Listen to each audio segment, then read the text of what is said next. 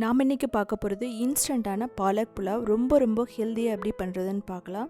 இதில் வந்து நான் வெஜிடபிள் எல்லாம் ஆட் பண்ணியிருக்கேன். ஸோ குழந்தைகளுக்கு அப்படிங்கும்போது ரொம்ப பர்ஃபெக்டான ஒரு ரெசிபின்னு சொல்லலாம். இதுக்கு நம்ம கொத்தமல்லியும் பாலக்கீரையும் மிக்சியில் போட்டு கொஞ்சம் தண்ணி ஊற்றி நல்லா அரைச்சிக்கலாம்.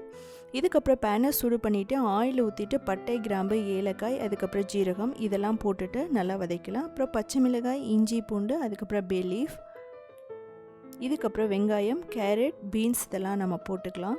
ஸோ இதையும் பார்த்திங்கன்னா நம்ம நல்லா சாஃப்டாக வரைக்கும் வதக்கணும். தேவைப்பட்டால் நம்ம என்ன பண்ணலாம் அப்படின்னா உப்பு போட்டுக்கலாம். நான் ஏற்கனவே பாசுமதி அரிசி வந்து பாயில் பண்ணி வச்சுருக்கேன். அதில் உப்பு போட்டு நீங்கள் முன்னாடியே வந்து ரைஸை வந்து பாயில் பண்ணி வச்சுருது ரொம்ப நல்லது.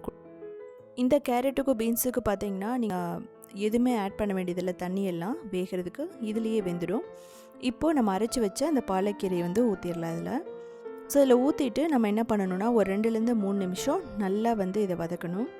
ஸோ அப்போ தான் பச்சை வாசனை போகும். ஸோ இதுக்கு தேவையான மஞ்சள் தூள், மிளகாய் தூள், கரம் மசாலா, கொத்தமல்லி இதெல்லாம் நம்ம போட போகிறோம்.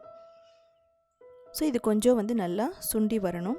இப்போ பார்த்திங்கன்னா மஞ்சள் தூள், மிளகாய் தூள், கொத்தமல்லி, கரம் மசாலா இதெல்லாம் போட்டுக்கலாம். ஸோ இந்த பச்சை வாசனை போயிடுச்சுனாவே அந்த புலாவ் வந்து ரொம்ப சூப்பராக இருக்கும். நம்ம குக்கரில் வைக்கிறத விட இப்படி பண்ணுறது பார்த்திங்கன்னா ரொம்ப ஈஸி கூட. இப்போ உப்பு தேவையான அளவு நம்ம போட்டுக்கலாம்.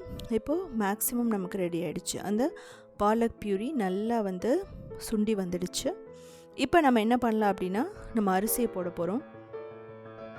ஸோ நான் பாசுமதி ரைஸ் போட்டிருக்கேன். நீங்கள் நார்மல் கொல்லம் ரைஸ் போட்டுக்கலாம். அதுக்கப்புறம் வந்து ஜீரா ரைஸ் போட்டுக்கலாம். எல்லாமே ரொம்ப சூப்பராக இருக்கும். ஸோ 1 நிமிஷத்துக்கு மட்டும் மீடியம் ஃப்ளேமில் வச்சுட்டு மிக்ஸ் பண்ணுங்கள். அதுக்கப்புறம் ஆஃப் பண்ணிவிட்டு நம்ம மிக்ஸ் பண்ணலாம். இப்போ உப்பு தேவையான அளவு நீங்கள் தேவைப்பட்டால் போட்டுக்கலாம். இதில் லெமன் ஜூஸ் கூட நீங்கள் புழிஞ்சு விட்டுக்கலாம். பட் ஆனால் நான் வந்து எதுவுமே பண்ணலை. இதே பார்த்திங்கன்னா ரொம்ப பர்ஃபெக்டாக இருக்கும் லஞ்சுக்கு. ஸோ இதுக்கு தேவையான பொருட்கள் அப்படின்னா நான் முன்னாடியே கொடுத்துருக்கேன். ஸோ நீங்கள் பார்த்து தெரிஞ்சுக்கலாம். இது பார்த்தீங்க அப்படின்னா ரைஸ் மட்டும் ரெடியாக இருந்துன்னா இது வந்து ஒரு 5 நிமிஷத்தில் வந்து இதை பண்ணிடலாம். ஸோ பாலக்கீரை சாப்பிடாத குழந்தைங்களுக்கும் பார்த்தீங்கன்னா இது மாதிரி செஞ்சு கொடுத்தா நல்லா சாப்பிடுவாங்க. ஸோ இது எப்படி இருந்துச்சுன்னு சொல்லிவிட்டு செஞ்சு பார்த்துட்டு கமெண்ட் பண்ணுங்கள்.